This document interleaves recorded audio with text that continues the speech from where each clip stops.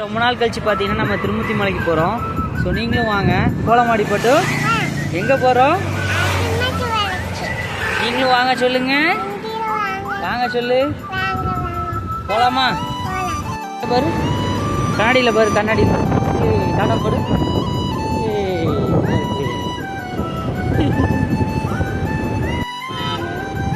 மாதிரி அங்கிட்டு பாரு, நீ மரமா இருக்கு சூப்பரா. ஜாலியில அதிகமான ஜாலியா இருக்குல்ல.